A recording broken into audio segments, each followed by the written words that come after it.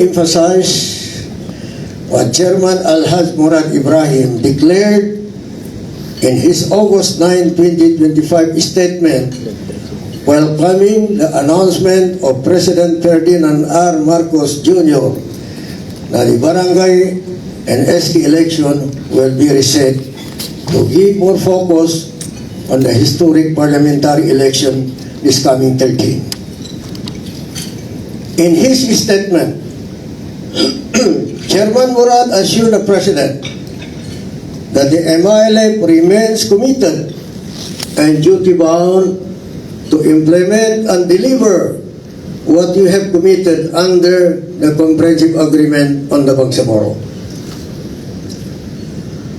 The MILF has been consistent on this position from the very first day of the signing of the CAB more than 11 years ago.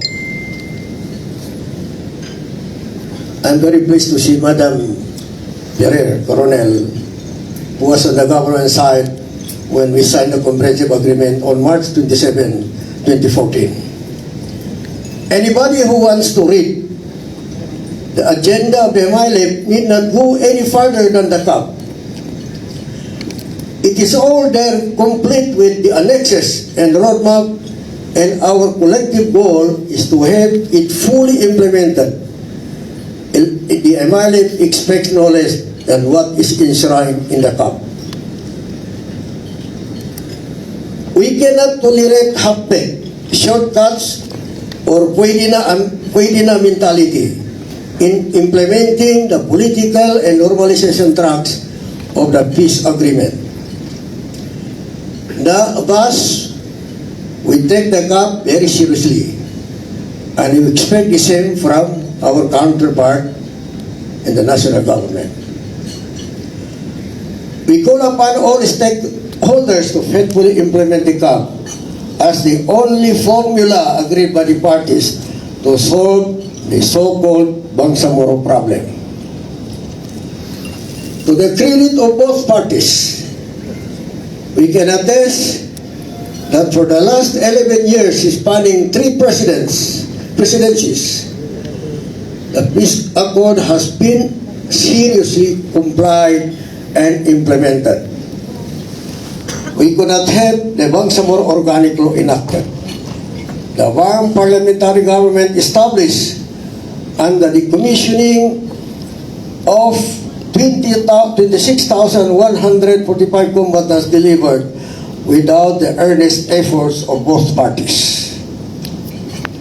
Number 2, on the issue of the current problem in the VAM, let me be very candid here so that we will be able to understand the problem. The current problem confronting the VAM is caused by the imposed regime change and the VAM by the national government. In March 2025, 2 months away from the midterm election and 7 months away from the parliamentary election, the national government, through the UPAPRO, orchestrated a regime change at the VAM. They removed the chairman of the MILF, Alhaj Murad Ibrahim, as chief minister and appointed a new chief minister, Abdurrauf Magakwa, without prior consultation and concurrence from the Central Committee of the MILF. Moreover, the national government did not anymore follow the endorsement of 41 MILF nominees in the BTA. As it stands now, out of the 41 names formally endorsed by the MILF, only 35 were appointed by President Ferdinand Marcos Jr. And of the 5 or 6 who were not appointed by the government, most of whom or all of whom are very active in parliament. For instance, it's not part of my speech, but I just want to supply this one. Dalawa ang representante ng mga Kristiyano sa parliament. Yung isa si Dr. Susana N. Etienne, yung pangalawa, Atty. Mary Ann Arnado. Bakit tinanggal pa yung pangalawa na representation ng mga Kristiyano? na yan, assure yan sa Bangsamoro Organic Law kasi meron silang sektor ng migrant sector na sigurado yun na law. So, hindi namin maintindihan na bakit tinanggal pa yung pangalawa, attorney yan, very active, very articulate, bakit tinanggal pa yun? Although, of course, it's part of his letter, we recognize the authority of the President. Alam namin yan. Alam namin yan. Pero hindi ho namin maintindihan. Ang pangalawa, yung babae, si Dr. Ella Silungan. One of the most active members of Parliament. May grupo ng Central Committee ito, bakit ho tinanggal? Well, we respect that decision of the President, but we cannot understand the wisdom behind the decision. The division undermines Section 2, Article 16 of the Bangsamoro Organic Law, which provides that the Moro Islamic Liberation Front shall lead the Bangsamoro Transition Authority without prejudice to the participation of the Moro National Liberation Front in its membership. Unquote. It is likewise a violation of the Comprehensive Agreement of the Bangsamoro, particularly on the Annex of Transitional Arrangement, which provides that the BTA shall be MILF-led. With only 35 members appointed, the national government has weakened the MILF leadership in the BTA, raising serious concerns about the integrity of the transition period and the commitment of the parties to the peace agreement. While the power to appoint the chief ministers is within the authority of the President, the MILF holds the view that such decision cannot be exercised unilaterally and in contravention with the peace accord.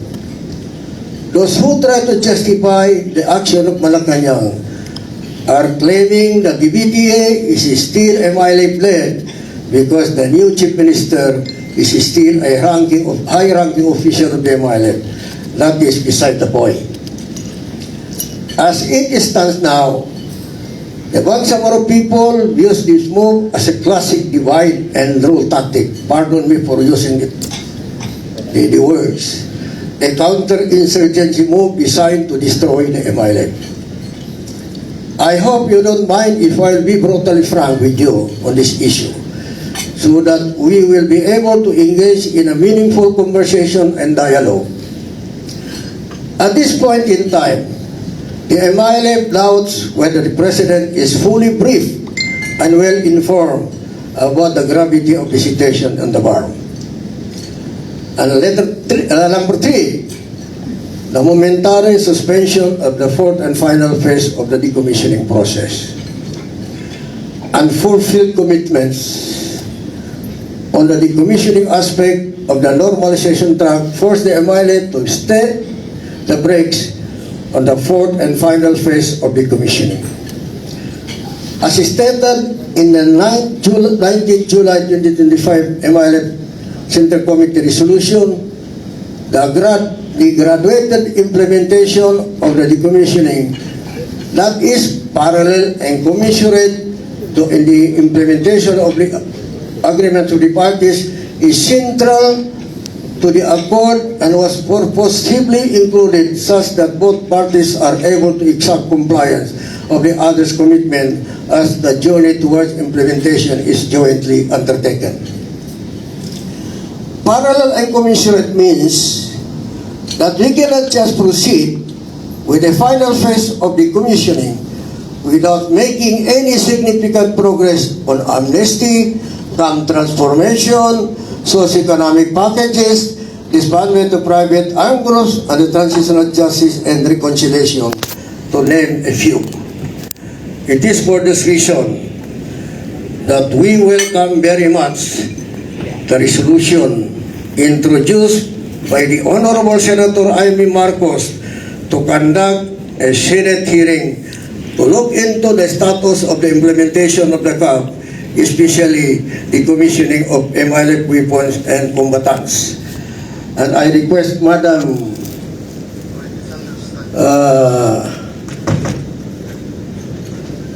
Madam Undersecretary Kim Bernardo Luquen to personally convey to the Honorable Senator our appreciation for the move in introducing a resolution for the conduct in the inquiry for in aid of legislation about the normalization process.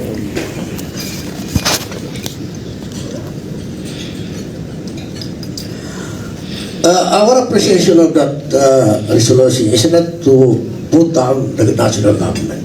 We recognize the President, we recognize the government of the Republic of the Philippines, we recognize the Constitution of the Philippines. We do not have the slight intention to put down the national government, because the national government is our partner in the peace process.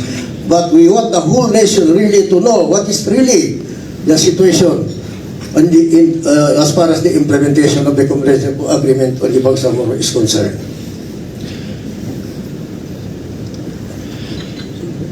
In addition,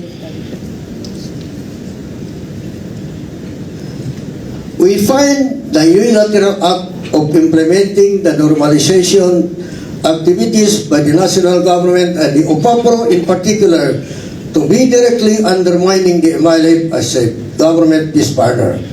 We can see what you are doing directly, inviting MILF commanders, bringing them to Davao or Manila without prior coordination. While your intention may be good, it is marks of divide and rule and lack of respect to the leadership. The Bangsamoro is no strangers to these antics. The main casualty here is trust and confidence. We could not understand why government had to change courses just as we are approaching the finishing line of the transition period. Hindi ba may kasabihan, never change horse at midstream? Huwag kang magpalit ng kabayo sa gitna ng tubig o river. Eh, sa gitna ito, halos nandun na tayo sa the other side of the river. Eh, bakit magpapalit pa tayo ng kabayo? Di ba? So we call, as we convene here today, we are only 55 days away from the October 13 parliamentary election. The campaign period will officially start this coming August 28. The MILF is dead set to win or to lose this election. We are not only prepared to win, but we are also prepared to lose. At stake here is not only the continuity of the peace process, but also the preservation of the institutional and political reforms that we have already established in the Bangsamoro homeland. This election is going to be highly contentious and doubly difficult for the United Bangsamoro Justice Party candidates who are considered neophytes in politics. Compared to our political rivals who have been in power and politics for generations, UBGP is a relatively new player and is just learning to shift from armed struggle to electoral struggle. And the MILF is ready to submit itself to the will of the people in a democratic exercise. Let this election be a direct exercise of the collective right to self-determination of the Bangsamoro people. Maraming salamat. Assalamualaikum warahmatullahi wabarakatuh.